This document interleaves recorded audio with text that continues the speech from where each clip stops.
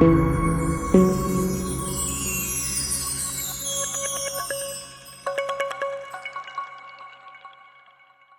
dit souvent que le pouvoir rend fou. Là, il y a deux exemples, coup sur coup, en Afrique de l'Ouest, qui pourraient confirmer l'adage. Oui, quand même, c'est les réélections de Paul Biya au Cameroun et d'Alassane Ouattara en Côte d'Ivoire. C'était il y a quelques jours. C'est quoi? C'est la continuité évidemment des régimes autoritaires et la démocratie qui, depuis qu'ils sont au pouvoir, et pourtant, j'y reviendrai, c'était plein d'espoir leur arrivée, et ben rien du tout. Les deux scrutins marqués par des contestations, des accusations de fraude, atmosphère politique tendue, spectre de la déstabilisation parce que ça se passe pas n'importe où.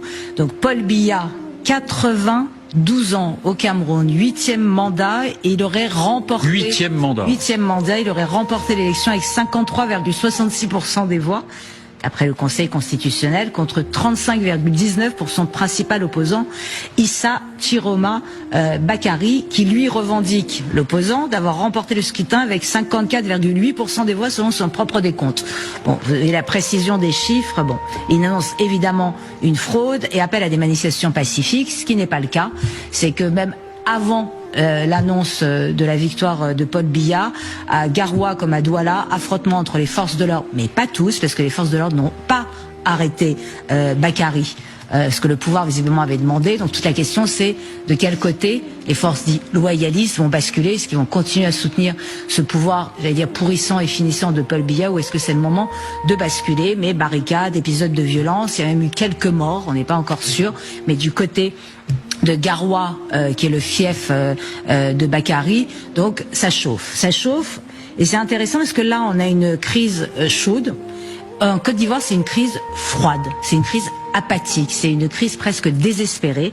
Alassane Ouattara a remporté le scrutin, lui, à la stalinienne, avec 89,77% des voix. Il n'a pas fait l'effort de faire semblant. Quatrième mandat, je crois. Ouais, 4e mandat. Les leaders majeurs de l'opposition, mais alors quel leader? Parce que le retour de Laurent Gbagbo, bon, et Tidjane Thiam, ils ont été recalés de toute façon, donc il n'y avait plus que des candidats mineurs, donc il n'y avait aucun enjeu, donc moins de 50% de participation, et dans certaines localités, ça n'a même pas dépassé les 20% la participation. Donc c'est vraiment, vous voyez, c'est les opposants parlent de coups d'état civil, de fraude, évidemment, c'est évident, mais c'est qu'il y a une espèce de vent de désespoir. C'est-à-dire que comme il n'y avait aucun enjeu dans l'élection, il y a un côté genre sourdine. Je sais pas est-ce que c'est la version chaude du Cameroun qui pourrait aboutir à quelque chose, mais quoi? Parce que voilà le problème, c'est que le Cameroun comme la Côte d'Ivoire sont entourés par ce qu'on appelle la ceinture de coups d'État. C'est toute une zone géographique qui va d'ouest en est en Afrique subsaharienne et qui a connu depuis août 2020 13 tentatives de coups d'État, dont 8 ont réussi.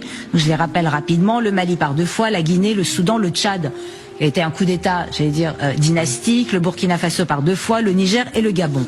Donc forcément, entouré de pays qui en plus, disons-le concrètement, ceux qui sont arrivés au pouvoir veulent la peau de ces deux dirigeants en se disant on peut y mettre des copains à nous et avoir vraiment une ceinture de coup d'État militaire, c'est quand même... Donc il y a une déstabilisation possible, et moi quand je regardais, je ne pouvais pas m'empêcher de penser au passé. C'est qu'on oublie, parce que comme 92 ans, 8 mandats, 4 mandats, 83 ans, on a oublié qu'un jour ils ont été jeunes et qu'un jour ils ont représenté un espoir extraordinaire.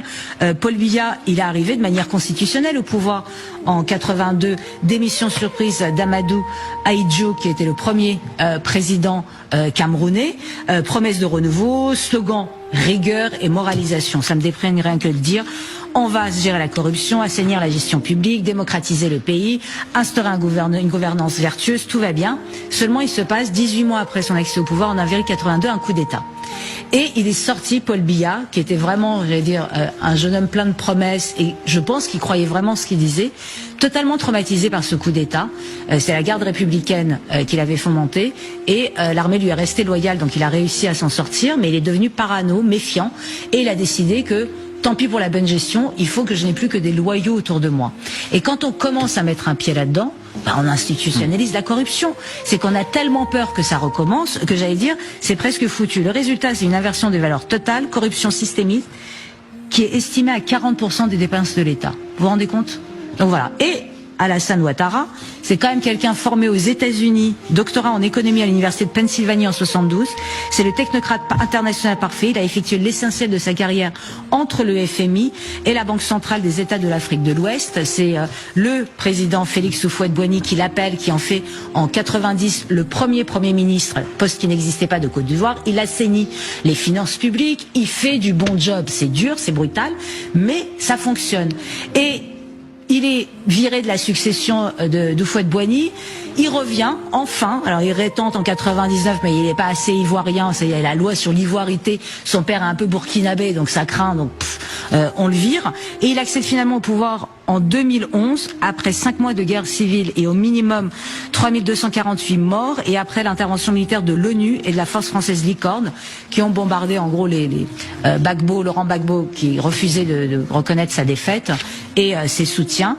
Et depuis, il est resté là. Depuis, c'est scandale, opacité sur scandale. Et quand je parle de scandale financier massif, c'est du lourd. Donc il y a quelque chose, quand je regarde ça, d'un côté de me dire, c'eût été possible parce que les deux avaient la compétence, le désir, la jeunesse pour changer quelque chose, et une mélange de comme si le système était toujours plus fort que les hommes, qu'il n'y a plus que se baisser pour se servir, et pourquoi pas, et que quand même les haines ethniques joue énormément. Je pense que Ouattara a jamais pardonné le fait qu'on lui a reproché son père, qui était concrètement ivoirien, mais qui était né dans une localité qui, après les indépendances, est devenue burkinabé.